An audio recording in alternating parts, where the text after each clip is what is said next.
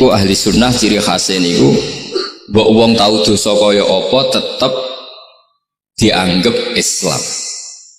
Ada kelompok ekstrim khawarij sing darani wong nak dosa niku berarti wis napa kafir. Jadi itu efeknya luar biasa dari madhab-madhab itu. Lalu kenapa madhab Abul Hasan As-Sadili yang kita pilih? Karena kalau orang Islam kamu kafirkan niku mboten ketemu, cara akal niku mboten ketemu. Nggih cara berpikir kita masyhur Abul Hasan As-Sadili ngendikan wong iku nak kafir mulai cilik nganti 70 tahun. Kalau baleni malih tiyang kafir cilik ngantos 70 tahun itu kan menjadi mukmin itu hanya dengan melafadzkan apa? Syahadat la ilaha illallah Muhammadur Rasulullah. Niku hadhil kalimah satu ini. Kalimah syahadah niku saged ngilangi kekafiran 70 tahun. Artinya kalimat ini adalah kalimatun dakhala fihal kafiru al-islam atau kalimatun sara bihal kafiru musliman. Ini ngaji rileks, ini tanamkan di hati. Ini adalah kalimat yang orang kafir saja menjadi muslim, hanya sekali dilafadzkan. Masa lalu dengan kalimat yang sama tiang muslim menjadi kafir. Ini kumun buatan ketemu akal. Makanya madhab takfiri, madhab gampang mengkafirkan orang itu jelas madhab yang enggak ada rujukannya sama sekali, enggak ada pegangan ilmiahnya sama sekali. Wong kafir wae jadi Islam, mosok wong Islam jadi kafir. Mau perkara tahlilan ning kuburan. Gara-gara tahlilane nyekel patok dianggap napa? Kafir. Mergo dianggap njaluk napa? Jaluk bae, jaluk kufur. Lane dawuh Said Muhammad masyhur itu diterjemah di seluruh bahasa di dunia. Wong-wong sing ngafirno iku mbok yo sekali-kali nginceng iku ngrungokno. Lho kula nu sampean tahlil iku yo ora seneng. Kadang sing tahlil iku yo rada kurang ajar. Kula niku yang ben nak mati, nak sing tahlil nang Jepang niku ora seneng. Mergo yo rada sombong lah wong tahlil iku yo kadang rada sombong. Misale ngaten, kula kiyaine jenengan. Dongane ngene, ya Allah, ini guru saya. Ingkana musinan fazid fi ihsani. Kalau dia baik, itu ya tambahlah kebaikannya. Mosok murid muni gurune baik itu kalau itu itu kan ngenyak uang. Ini soleh-soleh permanen dianggap nopo. Jadi dungane itu ngeper ingkana musinan fazid fisa. Wa ingkana musian fatajawas anhu. Misalnya kalau dia orang buruk, kalau beliau orang buruk yang kau maafkan. Maka orang-orang di luar sana yang mengatakan andekan tahlil itu baik pasti dilakukan sahabat, itu logika yang keliru. Sahabat gak mungkin kan nahlili kanjeng Nabi ngendikan ingkana musinan sido kafir ngoten nggih mboten. Lah wong kanjeng Nabi kok apike di ngendikano ingkana ini kok kafir. Wong Nabi kok ingkana andai. Saiki pertanyaannya gini. Kita sebagai kiai, sebagai guru, ku murid nak tahlil ya rada kurang ajar sithik. Wong gurune kok diomongno ingkana musinan ambek ingkana musian. Nah pertanyaannya gini, lepas dari kira rada kurang ajar lah dalam tahlil itu rada kurang ajar karena nyebut guru ora kode kana musinan tapi ingkana musinan. Maksudnya kalau sampean sebagai murid kan menapa kode kana musinan, guru saya benar-benar orang baik, bukan ingkana andekan orang baik. Tapi ada satu kepastian bahwa ini tidak minta sama mayit. Jadi tujuan kalau kita minta mayat itu salah sama sekali. Wong kita datang ke kuburan malah memintakan ampunan untuk mayit. Kok iso darani njaluk iku piye? Ya mergo mau didelok kok adoh ketoke ngatong ya berarti njaluk. Lah ya wong fatwa kok mau berdasar inceng-incengan kok adoh niku. Iku ora jelas ya fatwa ngene. Paham gitu? Terus jenengan kudu yakin, enul yakin bahwa mazhab kita itu yang benar, bahwa tahlilan di kuburan tidak kafir karena tidak minta ke mayit, malah memintakan untuk mayit atau memintakan ampunan untuk mayit. Cuma redaksi sing rondok-rondok ngoten niku dikurangi lah. Nah kangge guru niku nggih ya dikurangi lah, dikurangi. Ya Allah, jenengan maha pengampun, kula suwun guru kula jenengan ampuni. Jadi ampun ngangge donga sing teng salat mayit. Nah, sholat mayit itu kan memang ada sanatnya, memang semua bentuknya seperti itu. Tapi nak ning kuburan, kalau betul nanti itu ngotong Mbah Mun ngoten, ya Allah ini guru saya, engkau anugerahkan beberapa ilmu, beberapa amal yang manfaat untuk orang banyak. Kula suwun jenengan tampi, jenengan zat sing maha pengampun, jenengan ampuni. Tapi betul ngangge ingkana ini. Angen-angen muga aku dadi kiai ini tersinggung. Murid orang ajar, mosok darani gurune apik iku andekan. Ya tapi berhubung ra paham ya alhamdulillah ya do. Tahlil yang Wali Songo ya buanter-banter nganggo mik. Lah sing kene pahammu ya rada risi, piye? Wali Songo darani ingkana iku piye? Wah. Dadi niku mareni, lan kula suwun nak tahlil nyewa kiai sing alim lah ben rada bener, rada bener. Tapi ampun nyewa kula mboten purun. Kula nu gak ada pondok lah, jadi mboten saya masyhur susah diundang orang kecuali yang ada hubungan guru, hubungan sarang. Karena beliau lama sekali ngajar di MGS. Beliau Gus Maksum itu lama ngajar di MGS. Jadi saya itu hanya datang di orang-orang yang pernah khidmah di sarang, terus yang pernah keluarga sepuh.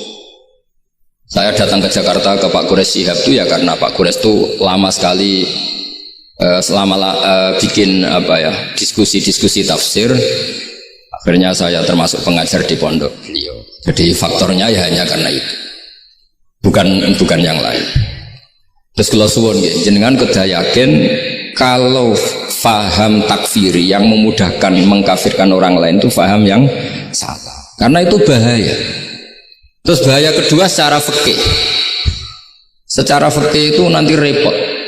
Kalau nanti di salah satu seminar itu sudah mau zuhur, ketemu satu narasumber yang gampang mengkafirkan orang, itu separuh masjid, kebetulan mereka banyak yang bisa ngaji itu terus gak sholat zuhur. Gak sholat zuhur. Tanya sama mereka, lu kok gak sholat zuhur ini sudah masuk waktu? Kan sholat hanya wajib untuk orang muslim, kita akan kafir. Ya karena dikafirkan tadi kan, kalau kita akan dikafirkan. Akhirnya gak kafir, sholat.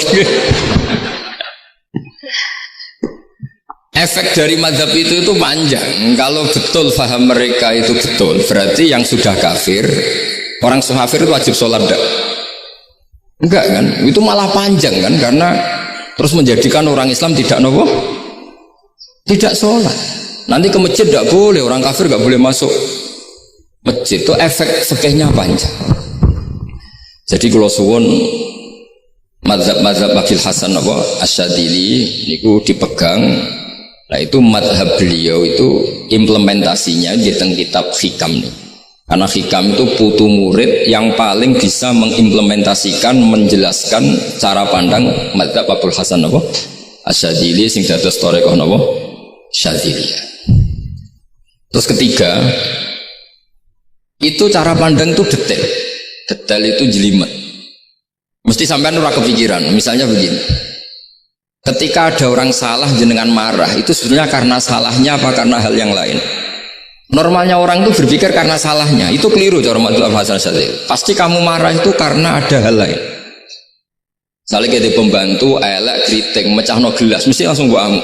Alasannya mecahno gelas. Saya ini asing mecahno wong ayu, kowe iso ngamuk. Kowe iso ngamuk wong ayu. Mecahno gelas lah. Kok gelas lemari rasa gelas. Sama. Kamu janjian sama orang, wongnya nyulayani janji, mesti mbok maki-maki.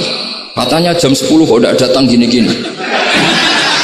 Nah, tapi kalau yang terlambat itu wong sing ngutangi kowe iso ngamuk orang sing ngutangi kowe. Atau sing terlambat itu komandannya, atasan kamu. Atau kiainya. Nah, artinya gini, ketika kamu marah atas nama terlambat, itu sebetulnya karena terlambat atau karena hal lain. Nah, maksiat juga gitu. Cara pikirannya Abdul Hasan Asyadzili, ketika kowe roh misalnya cawe itu maco naik apa lah ninja atau apa, mesti kowe darani wah seluput suwuk. Tapi nak dikandani, niku putune jenengan. Mesti langsung ya Allah jenengan sepunten. Jadi sebenarnya kita kebencian sama orang lain itu karena kebetulan itu tidak keluarga kita. Coba kalau itu keluarga kita, pasti kayak mikir ulang. Gue gedeng mau ngerasolat, Mesti sebabnya dua. Satu tidak sholat, dua kebetulan itu tidak anak kamu. Kalau itu anak kamu pasti istighfar berhari-hari untuk dimaafkan Allah. Bukan maksud no. Tapi kalau orang lain gue, pertanyaannya sebetulnya kamu benci itu karena tidak sholatnya apa karena plus dia tidak anak kamu? Nah itu pikirannya Abu Hasan apa? Gue ngamuk itu gelas pecah itu perkara itu pecah gelas apa plus yang pecah elek. Nah itu pecundang kita, itu cara pikiran Abu Hasan. Kita ini pecundang itu nggak fair, kenapa? Bukan fair. Nah itu terus beliau diantaranya punya cerita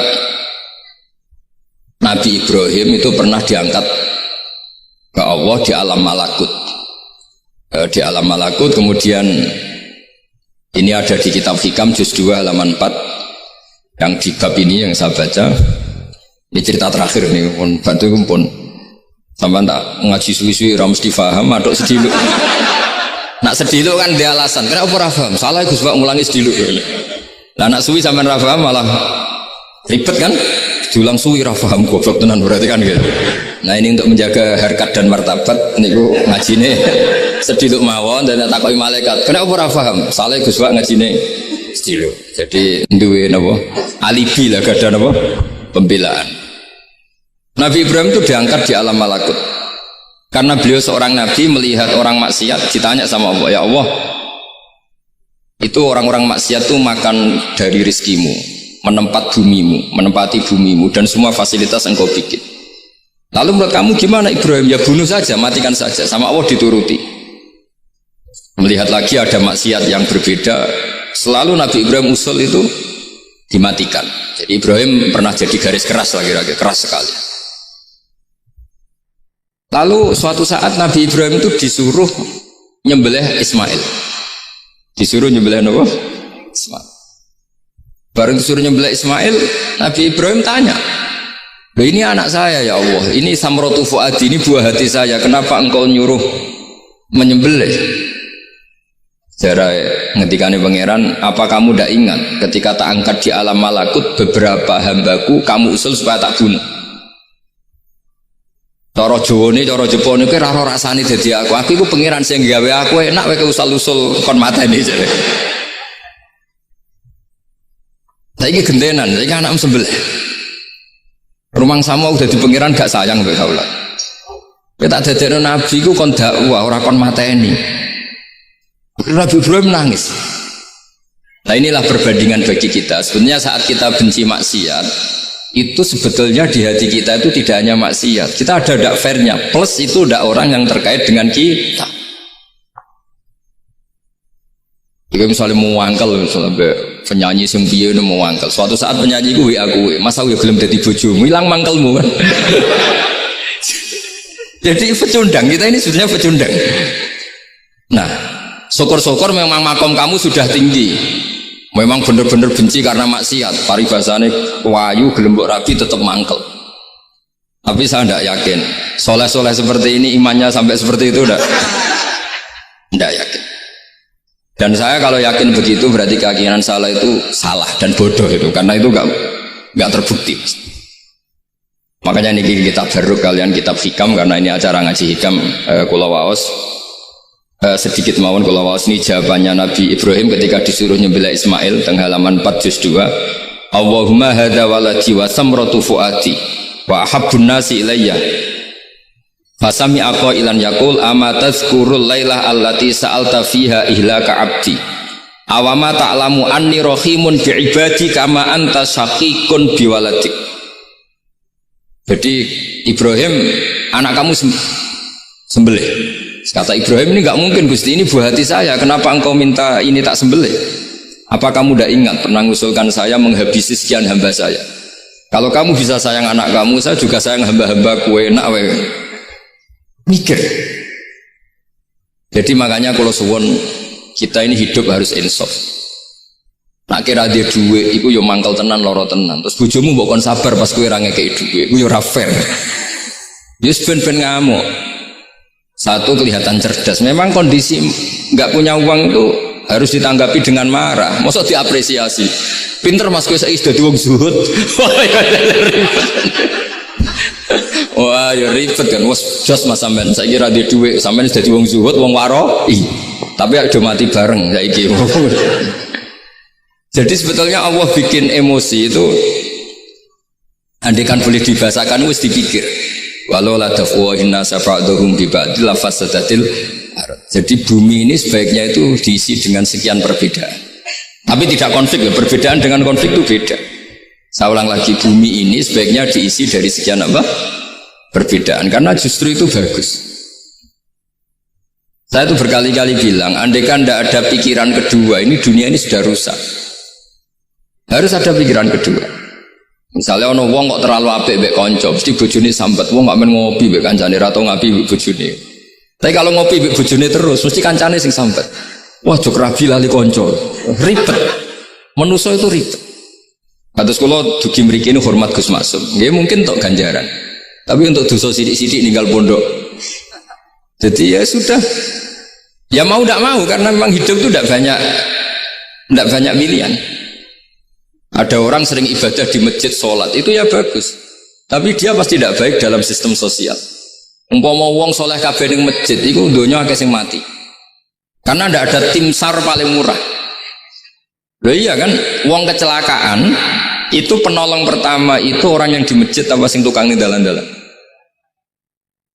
Artinya sing ning masjid iktikaf mesti ra duwe ganjaran nulung wong kecelakaan.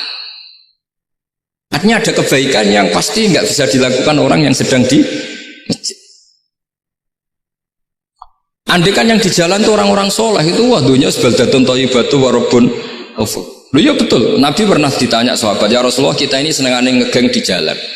Ya, kata Nabi ya sudah nggak apa-apa asal a'tu thariq haqqaha, ya kamu memberi haknya jalan. Apa itu? Amar ma'ruf nahi mungkar. Maksudnya nahi mungkar gini. Misalnya di bus itu ada orang soleh mayoritas, itu sing nyopet ya wedi, mergo mesti ditabuki wong akeh. Kalau yang di perapatan wong soleh kabeh, sing beda wedok ya isin. Mergo sing perapatan wong soleh kabeh. Masalah iki ra soleh kabeh, kemari ribet kan gak soleh kabeh. Jadi sebetulnya Indonesia itu aman kalau yang di jalan itu soleh semua, karena perempuan lewat gak diganggu, ada copet gak berani, semuanya aman. Maka di Islam itu menyebut kebaikan itu jumlahnya banyak sekali. Tidak bisa kamu wah hebat-hebatnya wong sing ning masjid terus, tidak bisa seperti itu. Andai kan semua orang di masjid, nah ono kecelakaan pertama yang nolong siapa? Nah ono wong golek alamat tuh takok sapa kabeh ning jero masjid. Ribet kan? Nah, makanya ini Quran bikin aturan wala taq'udu bi kulli siratin tu'iduna wa tasudduna an sabilillah. Yang enggak boleh itu duduk di jalan sambil mengganggu atau mengancam hal-hal yang baik. Tapi kalau duduk di jalan justru membantu hal-hal yang baik, maka ini disyariatkan oleh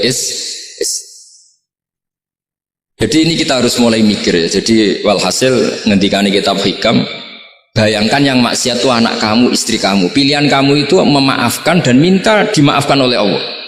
Tapi ketika orang lain kamu minta supaya dilaknati Allah, ini tidak fair. Jika kita diajari guru-guru kalau minta ampun ighfirli wali walidayya wali jami'il muslimina wal muslimat, masih dikata wali jami'il muslimina wal muslimat wal mu'minina wal mu'min. Itu filosofi yang luar biasa, kata jami' semuanya ya Allah engkau maafkan. Bukan keluarga saya tok, siapapun yang berkontribusi terhadap Islam ini engkau maafkan. Begitu juga di muqaddimah khutbah kula suwun harus ditradisikan wala alihi wa sahbihi ajmain. Kata ajmain ini kata pembeda. Mungkin orang baca hanya rutin, tapi kita yang nekuni ilmu, ajmain ini kata kunci. Fa inna ahlas syiah akramu sahabiyan wa ahanu sahabiyan akhar. Jadi tradisi madhab syiah itu apa? Ada sahabat yang begitu dimulia-muliakan berlebihan kayak Sayyidina Ali, dan ada yang dihinakan kayak Abu Bakar dan Umar. Lalu pembedanya dengan ahli sunnah apa? Kita menghormati sahabat wa sahbihi ajmain. Jadi hadhil kalimah kalimatun fariqah. Ini kalimah pembeda. Jadi ajmain buatan kalimah rutin terus ono jimati, ono kasiate ini buatan. Kita maklumatkan ke seluruh dunia bahwa mazhab ahli sunnah ditandai dengan wa ala alihi wa sahbihi ajmain. Lane dawe Mbah Hasyim wa nukrimu ahlal bait wa nukrimu jami'a ashabar Rasulillah sallallahu alaihi wasallam. wa nukrimu jami'a ashabi Rasulillah sallallahu alaihi wasallam. Ciri utama madzhab Ahlussunnah apa? Menghormati keluarganya Nabi dan menghormati seluruh, ada kalimat apa? Seluruh sahabat. Jadi kata asma itu kalimatun fariqah atau kalimatul fasl. Kalimat yang membedakan mana madhab Syiah dan madhab Ahlussunnah apa?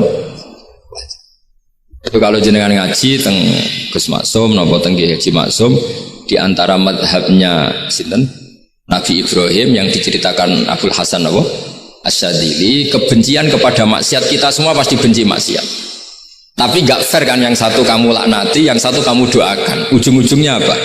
Ada unsur hadun nafsi. Kalau yang terkait dengan jenengan mbok dongakno di sepuro, nah yang gak ada terkait mbok pasutno, ini kan gak fair, padahal sama-sama apa? Maksiat. Kalau suwon polemik tentang ketentuan gimana hukumnya ziarah kubur, ya hukumnya baik karena mendoakan atau memintakan ampun untuk yang mati, bukan meminta sama yang mati. Udah bisa Muhammad kena ora percaya rungokno wong didelok kok ado pancen yo ngeri kan, patoke diusap-usap bariku ndonga delok kok ado kan iku njaluk kuburan, padahal mayite ngeluhe perkara mau. Kadang nak sing kiai ini rapati iso ngaji sampean ingkana kan. Wali kok darani napa?